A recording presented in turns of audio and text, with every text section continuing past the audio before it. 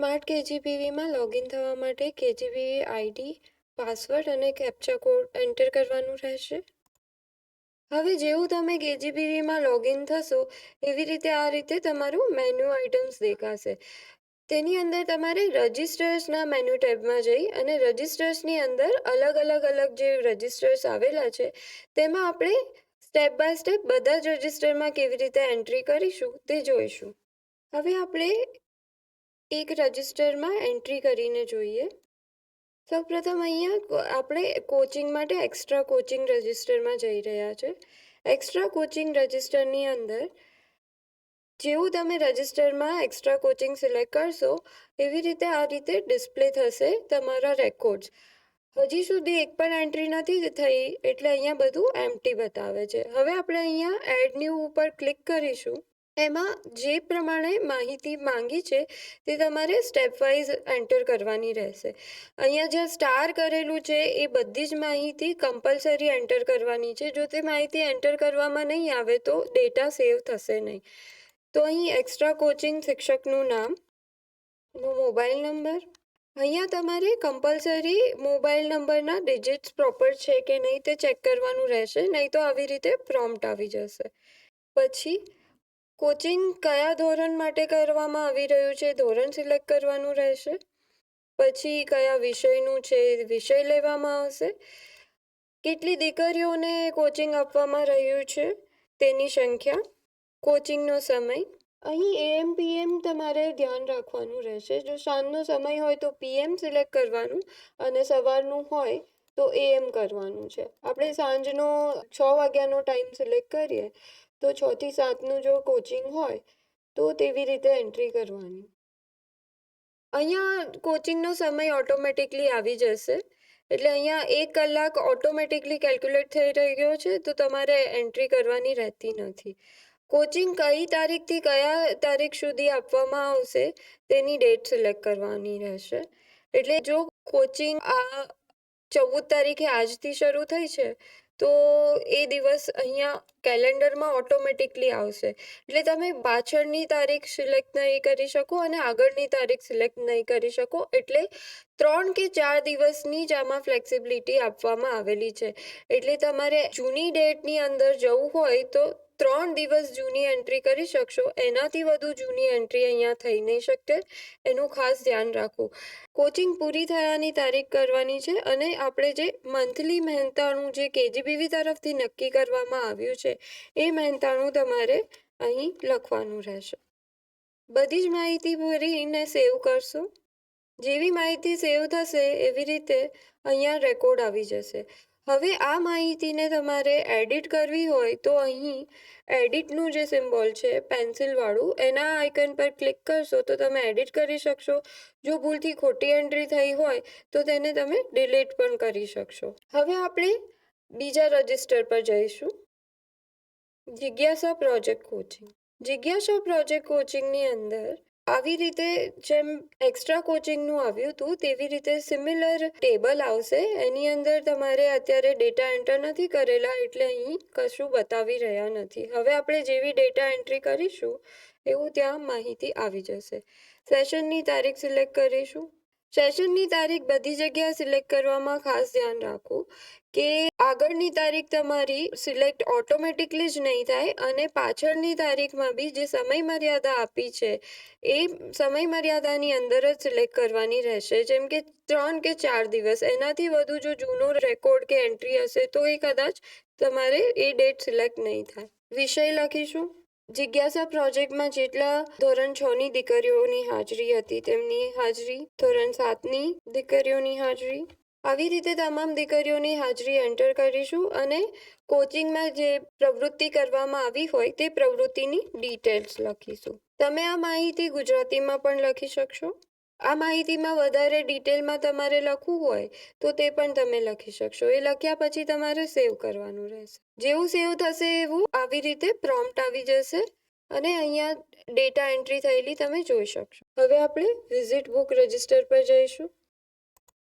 કેજીપીવીમાં કેજીપીવીના staff, દીકરીઓ અને એ સિવાય જે અન્ય વ્યક્તિ મુલાકાત કરતા હોય એ તમામ વ્યક્તિઓની આમાં વિગત રાખવાની રહેશે. આ વ્યક્તિ દીકરીના માતા પિતા પણ હોઈ શકે, કોઈ સગાવાલા હોઈ શકે, કે કાં તો કેન્દ્રથી, રાજ્યથી કે અન્ય કોઈ કક્ષાએથી કોઈ અધિકારીની મુલાકાત હોય તે પણ હોઈ શકે, કોઈ મીડિયાના મેમ્બરની મુલાકાત હોય તે પણ હોઈ શકે. એટલે કેજીબીવી સિવાય જે પણ વ્યક્તિ કેજીબીવીની મુલાકાત કરતું હોય તે તમામે તમામનું આમાં રેકોર્ડ રાખવામાં આવે. તો વિઝિટ બુકમાં એન્ટ્રી કરવા માટે આપણે અહીં એડ ન્યૂ વિઝિટર એન્ટ્રી પર ક્લિક કરીશું. મુલાકાતીની ડિટેલ લખીશું. મુલાકાત કઈ કચેરીથી આવ્યો છે, કઈ કક્ષાએથી આવ્યો છે તે લખીશું. હોદ્દો લખીશું. મોબાઈલ નંબર, વિઝિટની તારીખ, સમય સિલેક્ટ કરીશું. મુલાકાત પૂરો થયાનો સમય સિલેક્ટ કરીશું. હવે મુલાકાતીનું વિગત કે ફોટો આપણે અહીં અપલોડ કરવાનું રહેશે. મુલાકાતનું કારણ અને સેવ કરીશું. અહીં આપણે જે એન્ટ્રી કરી છે તે આપણે જોઈ શકીશું અને એને એડિટ કે ડિલીટ પણ કરી શકીશું. આવી રીતે તમામે તમામ વિઝિટરની એન્ટ્રી તારીખ વાઇઝ અને યોગ્ય સમય વાઇઝ કરવામાં રહેશે. હવે પછી આપણે આગળના રજિસ્ટર પર જઈશું. ડેસ્કટોપ રજિસ્ટરની અંદર બે રજિસ્ટર્સ રહેશે, ડેસ્કટોપ ઇનવર્ડ અને ડેસ્કટોપ ડિસ્પોઝલ રજિસ્ટર. એટલે ઇનવર્ડમાં જે પણ તમારે સામાન આવેલો હોય તે સામાનની એન્ટ્રી કરવાની રહેશે. કેજીબીવીની અંદર જે ડેસ્કટોપ હોય, જેમ કે ટેબલ છે, ખુરશી છે, આવી રીતનો જે સામાન છે, ફર્નિચર બધું, અને એ તમને અલગ અલગ રાજ્ય કચેરીએથી મળી શક્યો હોય, જિલ્લા કચેરીએથી કે કેન્દ્ર દ્વારા મળ્યો હોય, એ તમારે તમામ સામાનની વિગત આમાં એન્ટર કરવાની રહેશે. તેની માટે તમારે ડેસ્કટોપ રજિસ્ટર પર એડ ન્યૂ પર ક્લિક કરશો એટલે આવી રીતે મેન્યુ ઓપન થશે. આ ફોર્મની અંદર તમારે ક્યાંથી સામાન આવ્યો છે તેની વિગત ભરવાની રહેશે. અહીંયાથી રાજ્ય કચેરી સિલેક્ટ કરી પછી જે બિલ નંબર હોય એ બિલ નંબર એન્ટર કરવાનો રહેશે.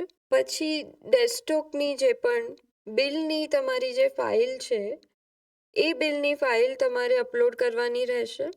સામાન જ્યારે પણ ખરીદ્યો હોય કે આવ્યો હોય તે તારીખ સિલેક્ટ કરવાની રહેશે. એટલે સામાનની તારીખ અને બિલની તારીખ સેમ હોય તે ધ્યાન રાખવું. કુલ રકમ આમાં ઓટોમેટિકલી પછીથી કેલ્ક્યુલેટ થશે. જેવી તમે નીચે નંગની કિંમત લખશો અને સ્વીકારેલ નંગની કિંમત લખશો એવી રીતે અહીંયા કુલ રકમ આવી જશે. એટલે આ તમારે અહીં એન્ટ્રી કરવાની રહેશે નહીં. કેટેગરીનું નામ લખવાનું. અહીંથી ફર્નિચર સિલેક્ટ કરીશું, ટેબલ સિલેક્ટ કરીશું. કેટલા સામાનના નંગ સ્વીકારેલા છે, મળ્યા છે તે સામાનનું વિગત, સ્વીકારેલા નંગ અને મળેલ નંગ. જો તમે સામાન પાછો મોકલ્યો હોય તો તેની વિગત લખીશું, નહીં તો એને પણ કરી શકાશે. એક નંગની કિંમત કેટલી તે લખીશું. એટલે એક નંગની કિંમત તમે કરી એટલે ઓટોમેટિકલી અહીં કુલ કિંમત આવી ગઈ અને તમે સબમિટ ડિટેલ્સ કરશો એટલે થઈ જશે. હવે એક બિલની અંદર એક કરતાં વધુ આઇટમ્સ હોય છે. તો આ જ બિલની અંદર જો તમે ખુરશી બી સ્વીકારી હોય તો જેમ કે આપણે આ જ બિલને અપડેટ કરીને આની અંદર હવે બીજી આઇટમ એડ કરી દઈશું. ટેબલ સાથે હવે ખુરશી પણ આવી. 4 નંગ, સ્વીકારેલા નંગ 4 નંગ. એટલે અહીં ઓટોમેટિકલી કુલ કિંમત કેલ્ક્યુલેટ થઈ ગઈ. હવે તમે સેવ કરશો એટલે આ બિલની જે ટોટલ કિંમત થઈ એટલે ટેબલ અને ખુરશીની બંનેની કુલ કિંમત જે થાય એ અહીંયા ઓટોમેટિકલી કેલ્ક્યુલેટ થઈ જશે. એટલે અહીં તમારે કંઈ કરવાનું નહીં. એટલે એક બિલની અંદર જેટલી પણ આઇટમ્સ તમે સ્વીકારી હોય એ બિલની બધી જ આઇટમ્સને અહીં આ રીતે એન્ટ્રી કરવાની રહેશે. બધી જ આઇટમની એક પછી એક એન્ટ્રી થઈ ગયા પછી તમારે સેવ પર ક્લિક કરવાનું રહેશે. જો તેમાં કંઈ ભૂલ થઈ હોય તો તમે એનું પીડીએફ એકવાર ચેક કરી લેશો. બિલ જોઈ શકશો, તમે એનું પીડીએફ પણ જોઈ શકશો. પીડીએફમાં આવી રીતે ડિટેલમાં વિગત આવી જશે. અને પછી જો તમને એવું લાગે કે કોઈ માહિતી એડિટ કરવાની છે તો એડિટ કરી દેવી, અને જો ભૂલથી થઈ ગઈ હોય એન્ટ્રી તો એને ડિલીટ પણ કરી શકાશે. આવી રીતે એક પછી એક બધી જ આઇટમ્સની વિગત તમારે બિલ વાઇઝ એન્ટર કરવાની રહેશે. એટલે બીજું બિલ હોય તો એનું પછી એડ ન્યૂ કરી અને બીજું બિલ એન્ટર કરવું. હવે આપણે આગળ વધીશું અને ડેડસ્ટોકનો નિકાલ કેવી રીતે કરવામાં આવે છે એ રજિસ્ટરમાં અલગ એન્ટ્રી કરવાની છે તે આપણે જોઈશું. તો ડેડસ્ટોક ડિસ્પોઝલ રજિસ્ટરમાં જઈશું, એડની ઉપર જઈશું, અહીં નિકાલ નંબર એન્ટર કરીશું, ઓર્ડર તમારે અપલોડ કરવાનો રહેશે, નિકાલની તારીખ, સામાનની વિગત ભરવાની રહેશે. અહીં તમારે જે ઓલરેડી સામાન તમારી પાસે રહેલો છે તેના જે બિલ નંબર છે એ બિલ નંબરથી તમે સર્ચ કરી શકશો. જેમ કે આપણે હમણાં જ 1 2 3 જે બિલ નંબર એન્ટર કર્યો હતો એ જ બિલનો આપણે નિકાલ કરવાનો છે. એટલે અહીંયા આપણે કરીશું અને ફિલ્ટર કરીશું એટલે એ બિલની વિગત આવી ગઈ. એટલે આ બિલની અંદર કેટલી આઈટમ છે એ તમામ આઈટમ બતાવી રહી છે. પરંતુ મારે આમાંથી માત્ર એક ટેબલનો જ નિકાલ કરવો છે. તો હું એ ટેબલ એક અહીંથી સિલેક્ટ કરીશ અને એડ કરીશ અહીંયા. એટલે એક ટેબલ નિકાલ માટે એડ થઈ ગયું છે. હવે જો તમારે વધુ આઈટમનો નિકાલ કરવાનો હોય તો એ તમે આઈટમ સિલેક્ટ કરી શકો છો. જો તમામ આઈટમનો નિકાલ કરવાનો હોય તો એ તમામ આઈટમ પણ સિલેક્ટ કરી શકશો. એટલે અહીં તમારે એ ખાસ ધ્યાન રાખવું કે જે આઈટમનો નિકાલ કરવાનો છે તે તમે એનું બિલ નંબર નાખી અને તમે એને સર્ચ કરીને બિલ નંબર વાઇઝ નિકાલ તમે કરો. એટલે આની અંદર હવે એક ટેબલનો નિકાલ થઈ ગયો છે અને અહીંથી હું જોઈ શકું છું કે એક ટેબલ જે છે એ આ બિલ નંબરમાંથી નીકળી જશે. એટલે અહીં સેવ ઉપર ક્લિક કરીશું અને જો ભૂલથી એન્ટ્રી થઈ હોય તો તમારે અહીંથી ડિલીટ પણ કરી શકાશે. એટલે હું જેવું સેવ કરીશ એવું રેકોર્ડ અપડેટ થઈ જશે અને અહીં આવી જશે કે આ બિલનું એક ટેબલ જે છે એ રિમૂવ થઈ ગયું છે. એટલે કે એનું ડિસ્પોઝ કરી દેવામાં આવ્યો છે કાં તો કેજીબીવીમાંથી એનો નિકાલ કરવામાં આવ્યો છે. અને એની બધી જ વિગત તમે અહીં સિલેક્ટ કરશો એટલે તમારો ડિસ્પોઝલનો તમે જે કંઈ પણ ઓર્ડર અપલોડ કર્યો હોય તે અહીં દેખાશે. અને એની જો તમારે વિગત બધી એડિટ કરવી હોય તો તમે એને અહીંથી એડિટ પણ કરી શકશો. હવે આપણે ભોજન રજિસ્ટરમાં કેવી રીતે એન્ટ્રી કરવી તે જોઈશું. રજિસ્ટરની અંદર મીલમાં જઈને ડેલી મીલ રજિસ્ટર સિલેક્ટ કરીશું. અહીં એડ ન્યૂ એન્ટ્રી પર સિલેક્ટ કરીશું. આવી રીતે ભોજન મેનુ રજિસ્ટર ઓપન થશે. ભોજનની તારીખ સિલેક્ટ કરતા અહીં વાર આપમેળે આવી જશે. વારની એન્ટ્રી કરવાની રહેશે નહીં, તે સિસ્ટમમાં આપમેળે જ આવશે. પછી તમારે ભોજનની ટાઈપ સિલેક્ટ કરવાની રહેશે. આજની તારીખ સિલેક્ટ કરી, વાર આપમેળે આવી ગયો. ભોજનની ટાઈપ સિલેક્ટ કરી, બ્રેકફાસ્ટ છે, સવારનો નાસ્તો છે, લંચ છે, ડિનર છે, નાસ્તો છે. આમાંથી અલગ અલગ ઓપ્શન આપેલા છે, એમાંથી આપણે સિલેક્ટ કરવાનું રહેશે. હવે મેનુ આઇટમમાં જે આવતું હોય તે સિવાય જો તમારે બીજી કોઈ આઇટમ એડ કરવી હોય, જેમ કે અહીં મિલ્ક અને થેપલા સિવાય જો બીજી કોઈ આઇટમ હોય જે તમારે ભોજન મેનુમાં આપવાની થાય, સૂચિત મેનુ સિવાયની આઇટમમાંથી આપણે સિલેક્ટ કરીશું. એટલે અહીં આપણે મિલ્ક અને થેપલા નથી આપી રહ્યા અને બીજી આઇટમ કોઈ આપી રહ્યા છે કે ભાખરી અને ટી. તો આ બંને આવી ગયું, સિલેક્ટ થઈ ગયું છે. અને અનસિલેક્ટ કરવું હોય તો પણ થશે, ખાલી ચા આપવી હોય તો એ પણ થશે. એટલે બે વસ્તુ આપણે અહીંથી સિલેક્ટ કરી. પછી જેટલી દીકરીઓ ભોજન માટે હાજર હોય કે મીલ માટે હાજર હોય તેમની સંખ્યા લખવાની રહેશે. અને જો કોઈ મુલાકાતીએ પણ ભોજન લીધું હોય તો તેમની સંખ્યા. સ્ટાફમાં જેટલા મેમ્બર છે અને ભોજનમાં હાજર હોય તો તેમની સંખ્યા લખવાની રહેશે. વોર્ડને ચેક કર્યું છે કે નહીં ભોજન બરોબર છે, તો જો વોર્ડને ચકાસ્યું હોય તો યસ સિલેક્ટ કરવું અને વોર્ડને ના ચકાસ્યું હોય તો નો સિલેક્ટ કરવું. સેવ કરવાનું. સેવ કરતાં આવી રીતે પોપઅપ આવી જશે. નીચે જોઈ શકાશે કે આપણો બ્રેકફાસ્ટ એડ થઈ શક્યો છે. આવી જ રીતે આજની તારીખમાં લંચનું આમાં સબ્જી રોટી આવી ગયું છે, એમાં કોઈ ફેરફાર કરવો નથી એટલે અહીંયાથી આપણે કંઈ સિલેક્ટ નહીં કરીએ. દીકરીઓની સંખ્યા પણ તેટલી જ છે, મુલાકાતી બી એટલા જ અને સ્ટાફ પણ તેટલા. પછી સેવ કરીશું. સેવ કરતાં આવી રીતે લંચનું પણ આવી ગયું. હવે આપણે ડિનર કે સાંજનો નાસ્તો પહેલાં એ કરી દઈએ. સાંજના નાસ્તામાં ખાલી ટી કર્યું. દીકરીઓની સંખ્યા અને બીજી સ્ટાફની સંખ્યા, મુલાકાતીની સંખ્યા સેમ રહેશે. ફેરફાર કરવો હોય તો કરી શકાય. આવી જ રીતે ડિનરની એન્ટ્રી કરીશું. ડિનરમાં આવી રીતે આવી ગયું છે. ડિનરમાં મિલ્ક નથી આપતા તો આપણે અહીંથી હટાવી દઈશું. જો ડિનરમાં કોઈ મુલાકાતી હાજર નથી તો આપણે અહીં 0 કરી દઈશું. સેવ કરીશું. આવી રીતે એક રેકોર્ડ આપણો સેવ થઈ ગયો છે. જો એને એડિટ કરવું હોય તો એડિટ પણ કરી શકાશે અને ભૂલથી ખોટી એન્ટ્રી થઈ હોય તો તેને ડિલીટ પણ કરી શકાશે. હવે અહીંથી આપણે ક્લોઝ કરીશું. એટલે આજની તારીખની આ એન્ટ્રી જોઈ શકાશે. ને એડિટ કરવું હોય તો એડિટ પણ કરી શકાશે. તો આજની આપણી જે 4 એન્ટ્રી થઈ છે, સવારનો નાસ્તો, લંચ, સાંજનો નાસ્તો અને ડિનર જોઈ શકાય છે. હવે ક્લોઝ કરીશું. આવી રીતે ભોજનની ડેલી એન્ટ્રી કરવાની રહેશે. હવે આપણે બીજું રજિસ્ટર્સ જોઈશું. રોજિંદી વપરાશની રજિસ્ટર. રોજિંદી વપરાશની વસ્તુનું જે રજિસ્ટર છે તેમાં એન્ટ્રી કરવા માટે પર્સનલ કેર આઇટમમાં જઈશું.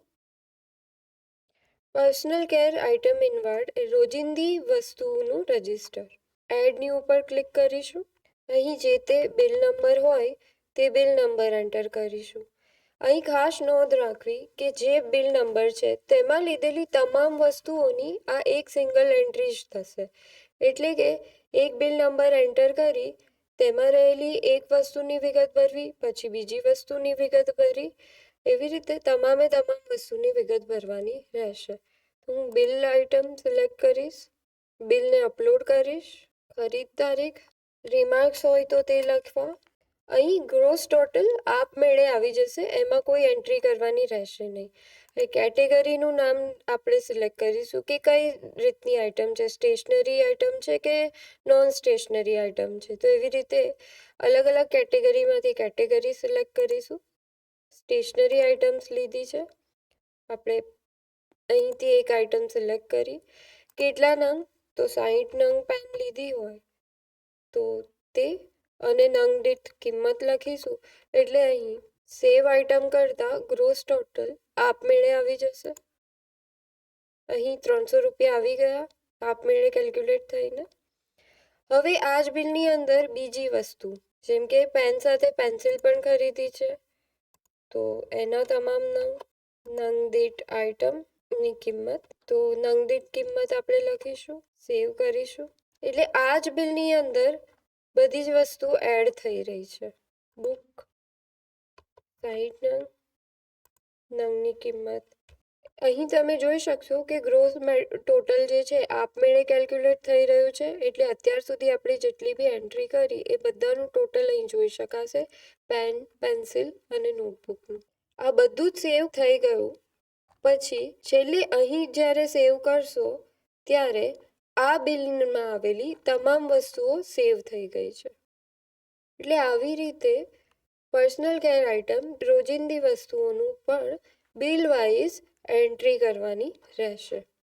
જો તમારે કોઈ ભૂલ થઈ હોય તો એડિટ બી કરી શકાશે, ડિલીટ બી કરી શકાશે અને બિલ જોવું હોય તો બિલ પણ અહીંથી જોઈ શકાશે. અને અહીં આપમેળે બધાનું ગ્રોસ ટોટલ જે છે બિલ વાઇઝ એ આવી જશે. એટલે તમે ચકાસી શકશો કે બિલનું જે ટોટલ છે અને ગ્રોસ ટોટલ જે છે એ મેચ થઈ રહ્યું છે કે નહીં. હવે પછી આપણે બીજા રજિસ્ટરમાં જઈશું. રોજિંદી વપરાશની વસ્તુઓનું વિતરણ કેવી રીતે કરવું, એટલે કે પર્સનલ કેર આઇટમ ડિસ્ટ્રીબ્યુશનમાં જઈશું. એડ ન્યૂ આઇટમ પર ક્લિક કરીશું. જે દિવસે વિતરણ કરવાનું હોય તે દિવસની તારીખ સિલેક્ટ કરીશું. અહીં તમે તમારા કેજીબીવીમાં જેટલી બી દીકરીઓ છે તે તમામની સંખ્યા આવી જશે. એટલે તમે એને સિલેક્ટ ઓલ કરી અને જો બધી જ દીકરીઓને વિતરણ કરવાનું હોય તો તે તમે કરી શકશો. હવે અહીંયાથી જો તમારે કિટ કરવાની હોય, તમારે એક સાથે તમામ વસ્તુનું વિતરણ કરવાનું હોય તો તમે સિલેક્ટ ઓલ કરી અને એ કરી શકશો. નહીં તો જેટલી પણ વસ્તુનું તમારે એકસાથે વિતરણ કરવાનું હોય તે વસ્તુ તમે મલ્ટિપલ સિલેક્ટ કરીને પણ કરી શકશો. અત્યારે આપણે એક વસ્તુનું વિતરણ કરીશું, બ્રશ તો એ સિલેક્ટ કર્યું. હવે આવું સિલેક્ટ કર્યા પછી તમે જેવું જનરેટ લિસ્ટ કરશો તેવી રીતે અહીં આ રીતે ટેબલ અપડેટ થશે. હવે દીકરી દીઠ તમારે કેટલા બ્રશ આપવાના છે તો એક જ આપવાનું છે. તો આપણે એક કરીશું એટલે ઓટોમેટિકલી અહીં બધે એક આવી ગયું. એવી રીતે દીકરી દીઠ જેટલા પણ તમારે નંગ આપવાના હોય એ અહીંયાથી અપડેટ કરવાના રહેશે. દીકરી દીઠ એ બ્રશ આપ્યું છે તો એક પર એક કર્યું. પછી અહીં નીચે સેવ પર સિલેક્ટ કરીશું એટલે આ રેકોર્ડ સેવ થઈ જશે. આમાં કોઈ પણ ભૂલ થઈ હોય તો તમે અહીં એડિટ કરી શકશો. આવી રીતે દીકરી દીઠ વિતરણ કરવાનું રહેશે. હવે પછી આપણે આગળના રજિસ્ટર પર જઈશું. Storage management. કોઠારમાં જેટલી પણ આઇટમ્સ આવી હોય, કોઠારની તમામે તમામ વસ્તુઓનું ઇનવર્ડ અને જે યુઝ થઈ ગઈ હોય એના યુઝ સ્ટોકની એન્ટ્રી કરવા માટે સ્ટોરેજ મેનેજમેન્ટ એટલે કે કોઠાર રજિસ્ટર બનાવવામાં આવ્યું છે. કોઠાર રજિસ્ટરમાં આપણે ઇનવર્ડ આઇટમની એન્ટ્રી કેવી રીતે કરવી તે જોઈશું. એડ ન્યૂ આઇટમ પર કરીશું ક્લિક. કોઠાર રજિસ્ટરમાં બિલ નંબર એન્ટર કરીશું, બિલ અપલોડ કરીશું, ખરીદ તારીખ, કોઈ પણ રિમાર્ક્સ હોય તો તે લખવા, વધારાના જે ટ્રાન્સપોર્ટના અને એક્સ્ટ્રા ચાર્જ અન્ય ચાર્જ છે એ આપણે અહીં લખીશું. એટલે અહીં કુલ ઓટોમેટિકલી આવી જશે. એટલે આમાં કોઈ કેલ્ક્યુલેશન કરવાનું નથી, આપમેળે જ આવશે. ગ્રોસ ટોટલ પણ આપમેળે આવશે. અહીં આપણે કસ્ટર્ડ પાવડર લખ્યું, એની કેટલા નંગ છે. યુનિટ પણ આપમેળે આવશે, એમાં પણ કંઈ કરવાનું રહેતું નથી. નંગ દીઠ કિંમત, વસ્તુને લગતી કોઈ માહિતી કે એના રિમાર્ક્સ હોય તો તે લખીશું, સેવ કરીશું. નીચે માહિતી આવી ગઈ. એટલે એક બિલની અંદર એક કરતાં વધારે વસ્તુ હશે એટલે આપણે એક વસ્તુની એન્ટ્રી કરી એવી રીતે હવે આપણે બીજી વસ્તુની એન્ટ્રી કરીશું. અહીં ટોટલ ને ગ્રોસ ટોટલ આપમેળે જ આવી જશે, તમે જોઈ શકશો. હવે બીજી વસ્તુની એન્ટ્રી કરવાની, સેવ કરીશું. એટલે આ એક બિલની અંદર બે વસ્તુ છે તો એ બે વસ્તુની મેં એન્ટ્રી કરી દીધી અને હવે હું આને સેવ કરીશ. તમે બિલને પણ જોઈ શકશો અને જો તમારે વિગત ભરવામાં કોઈ ભૂલ થઈ હોય તો તમે એડિટ કરી શકશો અને માહિતીને ડિલીટ પણ કરી શકશો. આ રીતે બિલ વાઇઝ તમામે તમામ વસ્તુની એન્ટ્રી કરવી. હવે આપણે આગળના રજિસ્ટરમાં જઈશું. કોઠાર યુઝ સ્ટોક એન્ટ્રી એટલે કોઠાર વપરાશ એન્ટ્રી. કોઠારની અંદર જેટલી પણ વસ્તુઓ હોય એનો જેમ જેમ વપરાશ થઈ જાય છે તો એની પણ વિગત ભરવાની રહેશે. તો એમાં યુઝ સ્ટોક એન્ટ્રીમાં વપરાશ એન્ટ્રીમાં આપણે જઈશું, એડ ન્યૂ કરીશું, વપરાશની તારીખ, વસ્તુનું નામ સિલેક્ટ કરીશું. એટલે આપણને ઓટોમેટિકલી જે આપણે પહેલાં એન્ટ્રી કરી હોય ઇનવર્ડની એના હિસાબથી તમારી પાસે જે હાજર જથ્થો છે તે બતાવશે. અત્યારે આપણે હાજર જથ્થામાં 6 છે નંગ એટલે એ 6 નંગમાંથી મારે 3 વપરાઈ ગયા. અહીંયા કોઈ પણ રિમાર્ક્સ હોય તો તે લખીશું, આઇટમ સેવ કરીશું. એટલે નીચે આવી રીતે રેકોર્ડ આવી જશે અને સેવ કરીશું. આવી રીતે વસ્તુવાર તમે એક એક કરીને જે પણ વસ્તુ વપરાઈ જાય છે તે તમારે અહીંયા આવી રીતે અપડેટ કરવાની રહેશે. હવે આગળના રજિસ્ટરમાં જઈશું. કેજીબીવીની અટેન્ડન્સ હાજરી પત્રક આવી રીતે ડિસ્પ્લે થશે. ડેલી કેજીબીવી તમારે અટેન્ડન્સ મેન્ટેન કરવાની રહેશે એટલે કે રોજે રોજ તમારે હાજરી પત્રકમાં કેટલી દીકરીઓ હાજર છે એ સમયસર ભરવાનું રહેશે. તારીખ સિલેક્ટ કરીશું. અહીંયા અઠવાડિયા દીઠ આવી રીતે આવી જશે. તો આજની તારીખ સિલેક્ટ કરીશું. આમાં આપણે અહીં ઉપર સિલેક્ટ કરીશું એટલે તમામે તમામ દીકરીઓ સિલેક્ટ થઈ ગઈ. હવે એમાંથી જેટલી બી દીકરીઓ ગેરહાજર હતી એને આપણે અનચેક કરી. અહીં એ ખાસ ધ્યાન રાખજો કે સાંજનું અત્યારે સમયના હિસાબથી જ ઓપ્શન અવેલેબલ થશે. હજી સાંજનો સમય થયો નથી એટલે અહીં તમે એન્ટ્રી કરવા જશો તો એન્ટ્રી કરવા દેશે નહીં. એટલે આ સવારની આપણી આજની હાજરી પૂરાઈ ગઈ. તમે તમામે તમામ દીકરીઓનું જોઈ શકશો. હવે અહીં સેવ પર ક્લિક કરવાનું. સેવ પર ક્લિક કરતાં તમારો જે રેકોર્ડ છે અપડેટ થઈ ગયો. એટલે અહીં તમે જે પણ હાજરી પૂરી છે તે સેવ થઈ ગઈ છે હાજરી પત્રકમાં. આવી રીતે જેમ જેમ દિવસ જશે એમ એમ અહીંયા કોલમ એડ થતા જશે અને તારીખ વાઇઝ તમે જોઈ શકશો. આવી રીતે એક પછી એક આપણે બધા જ રજિસ્ટરમાં એન્ટ્રી કરવાની છે તે આપણે જોઈ લીધું. બધા જ રજિસ્ટરના એન્ટ્રીના તમે રિપોર્ટ્સ પણ જોઈ શકશો. અહીં આજનું આપણું ટ્યુટોરિયલ સમાપ્ત થાય છે. હવે આપણે અહીંથી લોગ આઉટ થઈશું.